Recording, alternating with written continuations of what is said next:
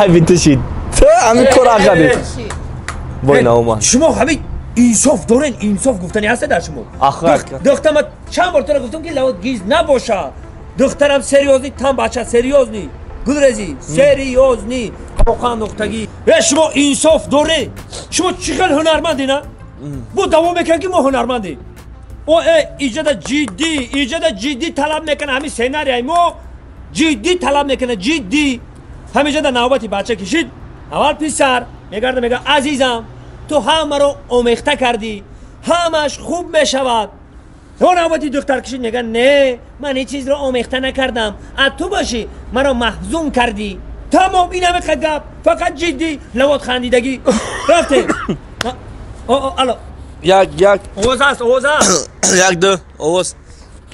واجی نه یک دقیقه یه بار همین جمله هاشون میخونم چون یک زبان زده کنن تمام سر میکنیم کارا نوبتی پسر رفتیم عزیزم فقط جدی عزیزم تو همه رو آمیخته کردی همش خوب میشود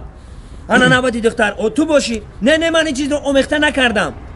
تو باشی مرا محزون کردی تمام اینه میخه گپ عزیزم تو همه رو آمیخته کردی همش خوب میشود نه من هیچ چیزی رو آمیخته نکردم همش مظهور نه کلمه تاجیکی رو تکرار کردن نمیتونه زبان زده که من شاید درست شما رو میگم بخونین همون سناریو رو بخونین یا زبان زده کنین شاو جو مهمونی رفتم شاو مهمونی رفتم من شما رو دو روز پیش زنگ زدم که سیونکا بناورگیری فیلم رفتیم نوبتی بچه عزیزم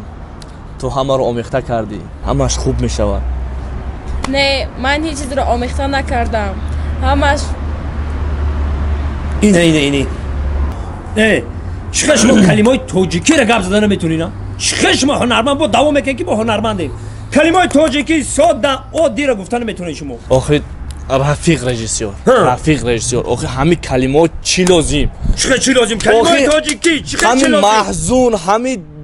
آمیخته کردن همینا را دیگه خیلی میشه بگم که زیغ شدم یا اینکه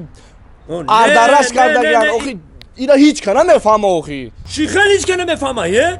کلمه تاجیکی همین ما پروفسیونال ما چند سالش در کینو بازی داریم که نمیفهمه او مردم ایکجا میفهمه مردمی اودی ایکجا میفهمه دادا مردم همه چی را میدونه میفهمه همین شما بیسوادا هیچی را نمیدونه دو نمیفهمه